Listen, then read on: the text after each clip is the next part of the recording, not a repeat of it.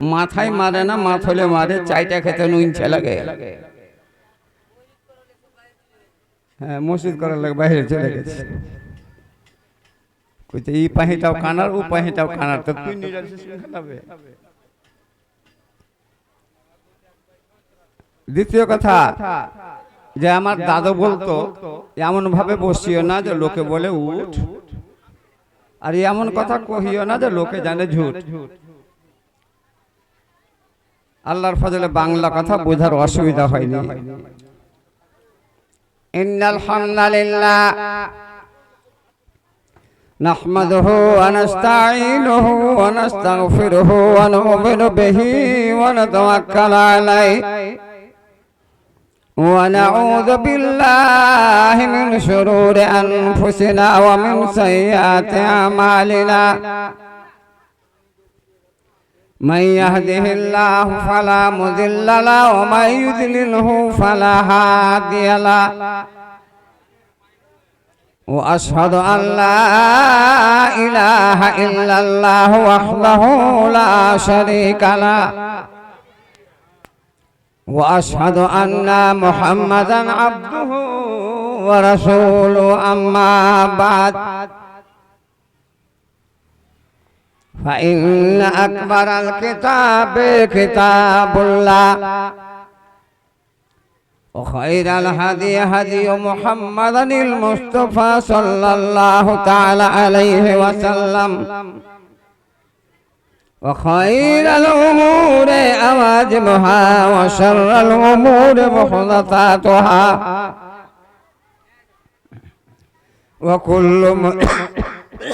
وكل محدثة بدعة وكل بدعة ضلالة وكل ضلالة في النار.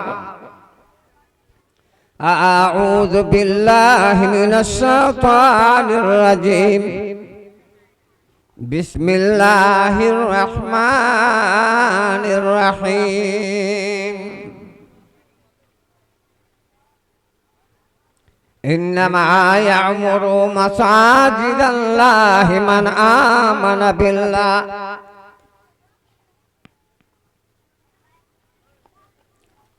وقال الله تعالى في موضع آخر إن الذين قالوا ربنا الله ثم استقاموا تتنزل عليهم الملائكة ألا تخافوا ولا تحزنوا وأبشروا بالجنة التي كنتم توعدون. وقال النبي صلى الله تعالى عليه وسلم إذا مررتم برياض الجنة فارتعوا. قالوا وما رياض الجنة ومرتع يا رسول الله.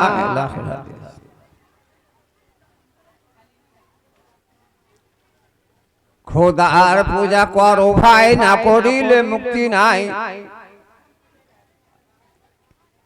খোদার পূজা করো ভাই, না করিলে মুক্তি নাই। খোদার পূজা না করিলে নাই মুক্তি পরকালে। পশু পাখি তারি যত গুণ গায়, অবিরত মধুমাছি গুণ গুণ করে গায় তারে গুণ। ঘুঘু সাপ বৃক্ষ পারে, তুহি তু পারে। কোকিলেরা নিজ ভাষা খোদার প্রেমের গান গায়। সিরাইলেরা হোরাবে খোদার গুণ গায় সবে। তুমি ওহে গানি গুণ করো তার গুণ কীর্তন গাও। মহিমার গান যদি চাও পরিত্রাণ। করে না যে পূজা তার নাই, কবে মুক্তি তার আশার। সংসারে ভাই ধর্ম তুল্য ধন নাই। ধর্ম ধন সঙ্গে যাবে, রাজ্য ধন পড়ে রবে। মাতা পিতা পরিবার সঙ্গে যাবে না তোমার। নাই যার ধর্ম ভক্তি সে পাবে না মুক্তি।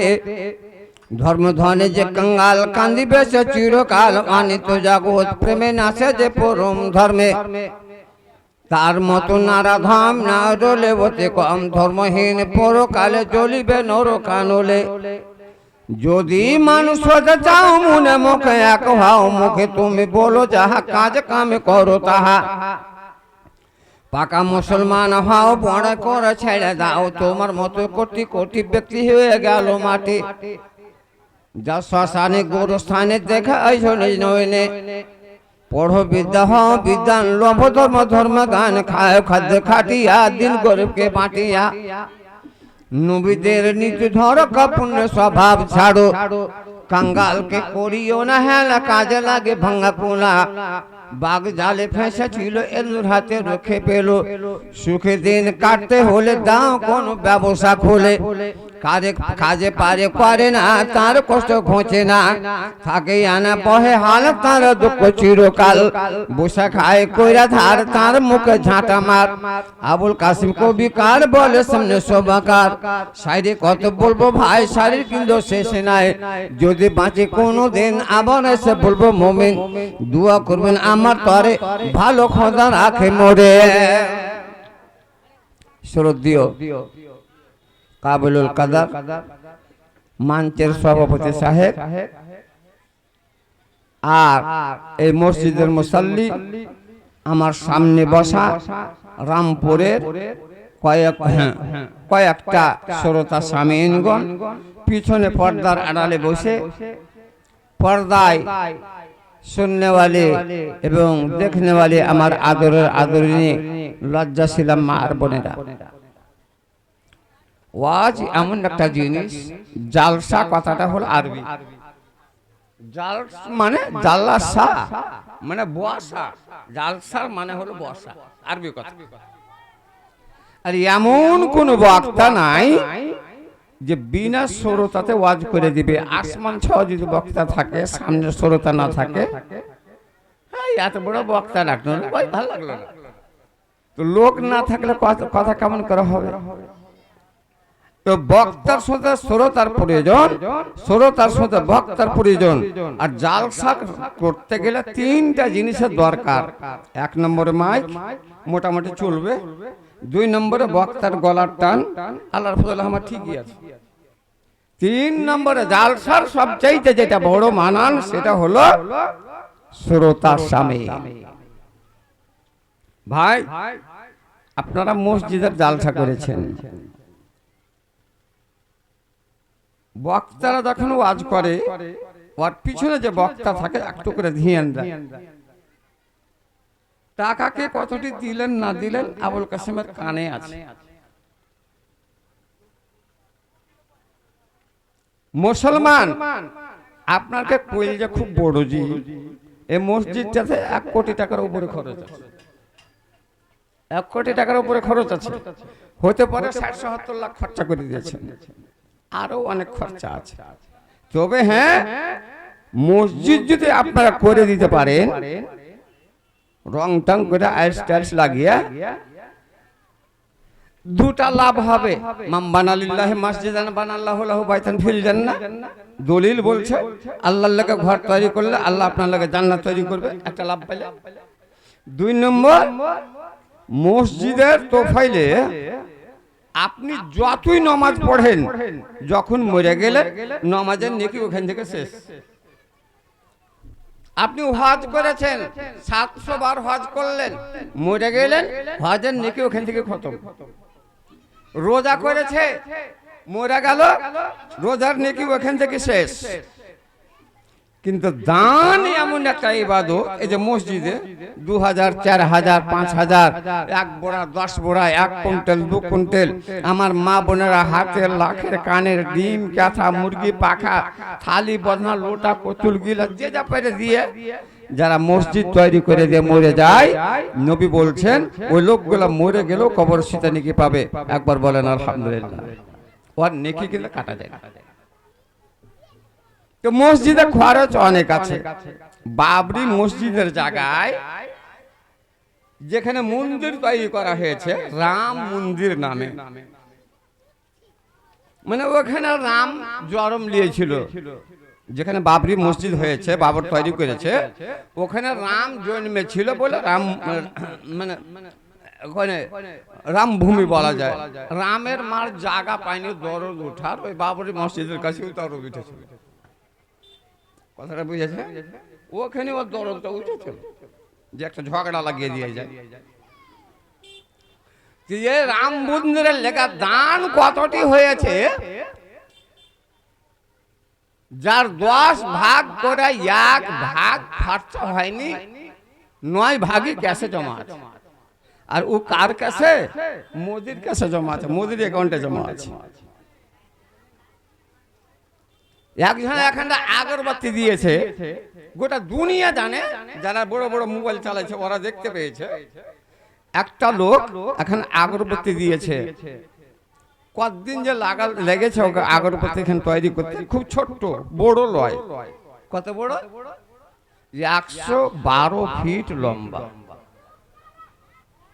112 ফিট লম্বা আগরবাতি, আর 40 ইঞ্চি মোটা।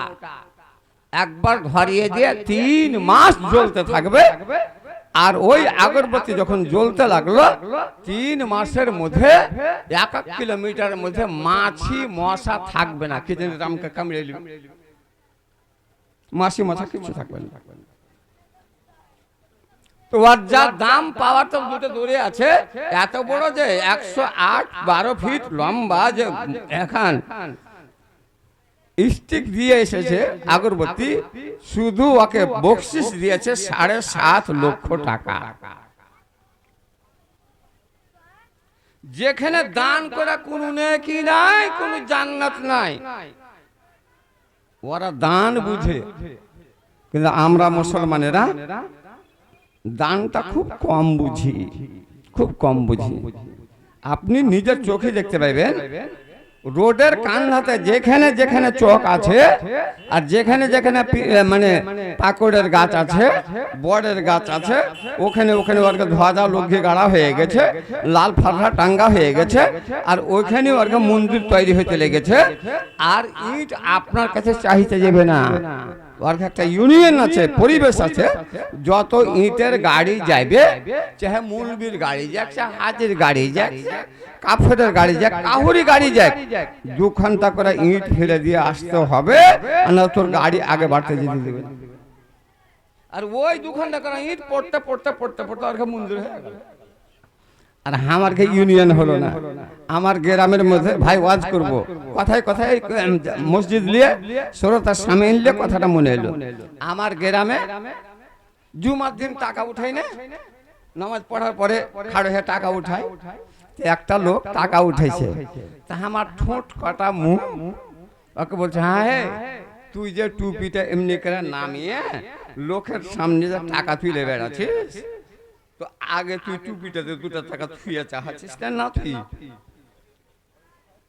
তুই আগে টুপিটাতে 2 টাকা বা 1 টাকা যা তোর জুড়বে তুই থুয়ে চাহাচ্ছিস না এমনি? কথাটা শুনে চালাচুলি কিচ্ছু করলে না, ওই জুমা থেকে আর টাকা তোলা আর বন হয়ে গেল। এবার তারপর জুমাতে যখন টাকা উঠাই না, কেউ কইছে, হ্যাঁ গাফার টাকা কেন তুলিস না? আমি আর টাকা তুলবো না। কেন? বিজলি হাঁকে খোঁটা দিয়েছে। লাও মানে সিধা কইছে, বিজলি আমার বড় ভাই লাগে রিস্তাতে। আবুল কাসিম নামটা আমার ডুবে যায়, বিজলি নামটা পড়ছে না, বিজলি খোঁটা দিয়ে। কি খোঁটা দিয়েছে? যে আগে তুই 2 টাকা থুয়ে লোকের কাছে চাহা। কে দিলে গে মা? তোর মামু আর তোর মামি নাই আছে? তোর মামিকে কহা যে লাখেরটা দিবে, যা। তোর মামিকে কহা যে লাখেরটা চাইছে। এই ব্যাগ তো মসজিদ আল্লাহর ঘর। আগাকালের লোকের মধ্যে জ্ঞান ছিল, বিচার ছিল, হক ছিল। হাদিস তবে আপনাকে একটা শোনাই, তার আগে আয়াত পাঠ করেছি। আল্লাহ বলছেন, মসজিদে দান দিবে কারা? ভুট্টা দিবে কারা? ধান দিবে কারা? সিমেন্ট দিবে কারা? বদনা দিবে কারা? লাখের দিবে কারা? টাকা দিবে কারা? মান আমানা বিল্লাহি। এটা আল্লাহ বলছেন। যারা আল্লাহকে বিশ্বাস করে তারা মসজিদে দান করবে, আর যারা আল্লাহকে বিশ্বাস করে না ওরা মসজিদে দান দিবে না। টাকা থাকলে যে ও দান করে দিবে এটা কোনো কাজের কথা নয়, আর টাকা না যে ও দান করতে পারবে না এটা কাজের কথা নয়। দান করার একটা দিল হওয়া চাই। ভাই, নানা আমার, দাদু আমার, আমার বন্ধুরা, ও আমার পিছনের মায়েরা বোনেরা, আল্লাহ পাক বলেছেন ইন্নামা ইয়ামুরু মাসাজিদাল্লাহ, মসজিদ বানাবে কারা? আল্লাহর ঘরে দান দিবে কারা? খায়রাত করবে কারা? মান আমানা বিল্লাহি, যারা আল্লাহকে বিশ্বাস করে। আল্লাহকে বিশ্বাস করা হলো অন্য জিনিস। একটা লোক 5 ওয়াক্ত নামাজ পড়তো, একটা রসের কথা মনে পড়লো, তাহাজ্জুদ পড়তো। আর একটা লোক গুয়ার প্রত্যেকদিন খাইয়াটায় সম্পত্তি মেলায়, কিন্তু ছেলে বিলে ওকে আল্লাহ দেয়নি, বন্ধা করেছে। তখন সকালে খাইয়াটা লাহারি খাইয়া আর ঝোলাতে লাহারি নিয়ে এখানটা হাইসা আর এখানটা লাঠি নিয়ে গা গা মাঠে মাঠে হাঁটে বেড়ায়। কেন? আল্লাহকে ঢুইড়ে বেড়ায়, খুঁজে বেড়ায় আল্লাহকে। কিসের লেগে? যেখানে আল্লাহকে পাবো কাটবো, আল্লাহকে যেখানে পাবো সেখানে কাটবো। কেন? আল্লাহ এটা বিচার। ফজলে খাইটা কুলাতে পারে না, ওকে 18টা ছেলে দিয়েছে। আর আমার 300 বিঘা জমি, 3 তলা বাড়ি, আল্লাহ একটা আমাকে ছেলে পেলে দিলে না। আল্লাহকে যেখানে পাবো কাটবো, তুই বিচার করতে জানিস না। এই ব্যাপ ফেরেশতারা বলছে আল্লাহ এত বড় গুয়ার লাঠি লিয়ে আর হাঁইসাইলে তোকে ঢুঁড়ে বেড়েছে, আল্লাহ মারবে লেগা, একটুকু হুকুম দে খোদা, একটা চোয়ার দিব আর একটা চোয়ার দিয়ে ওকে জহদ্দম ভরে দিব। আল্লাহ বলছেন না, ফেরেশতারা ওর জানে ইয়াকিন আছে, ওর জানে বিশ্বাস আছে বুঝলে আল্লাহকে ঢুঁড়ে বেড়েছে। আর ওই যে 5 ওয়াক্ত নামাজ পড়ছে, তাহাজ্জুদ পড়ছে, ওর জানে বিশ্বাস নাই, ইয়াকিন নাই, ঈমান নাই।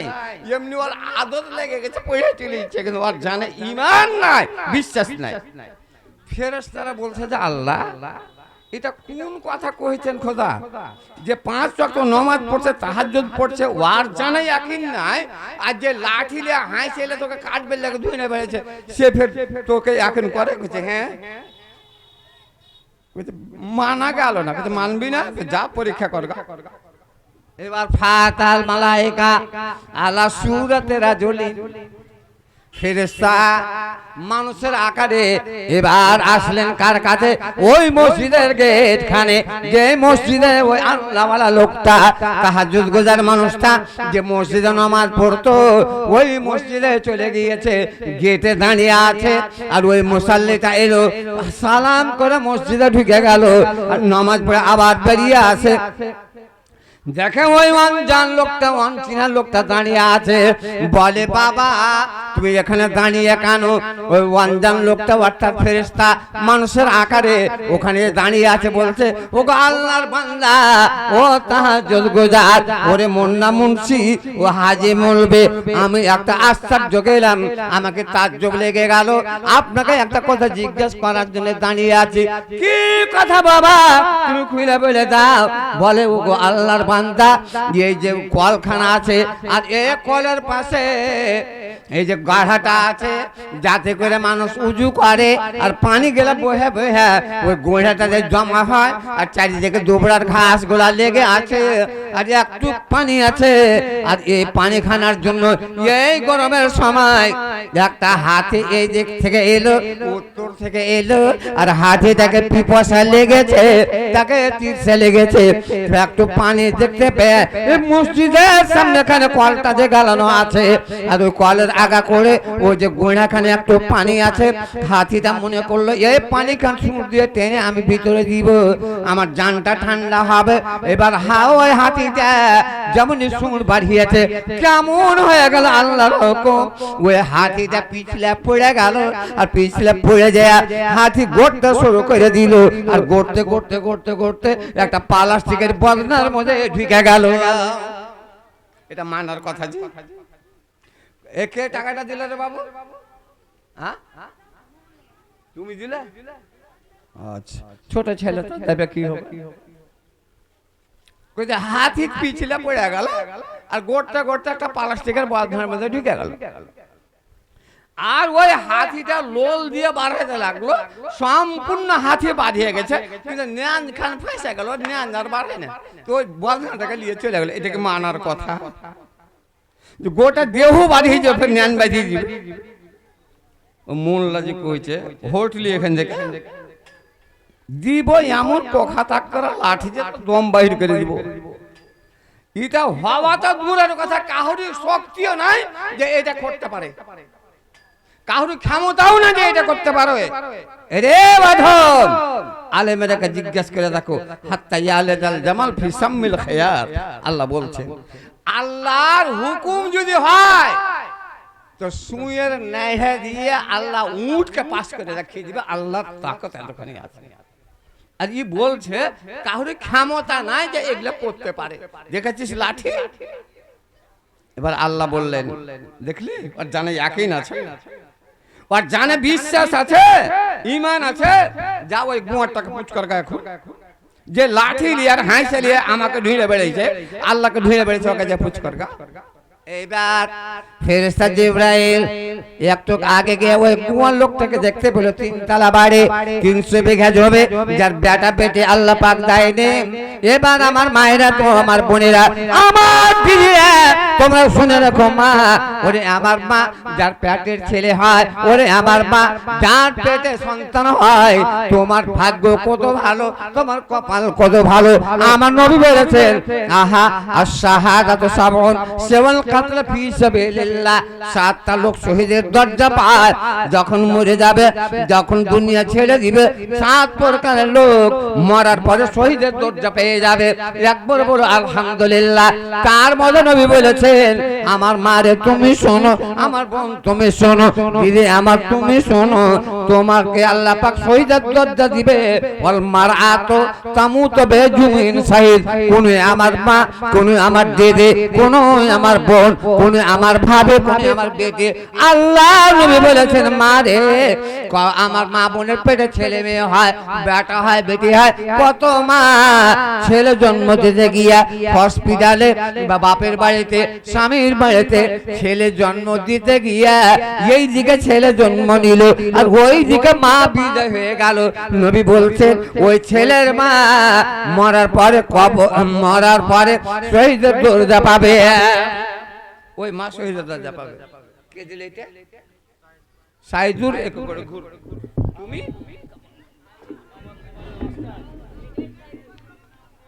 সাইদ মানে নেককার আর চেহারা কত ভালো জি জান্নাতি চেহারা জি জান্নাতি চেহারা মানে দাড়ি আছে কতখানি হয়ে থাকবে খাড়া এই টাকাটা পুড়িয়ে যাও 3টা জোড়া কত কত হলে তাইলে 2000 হলো কম করি চাহিনু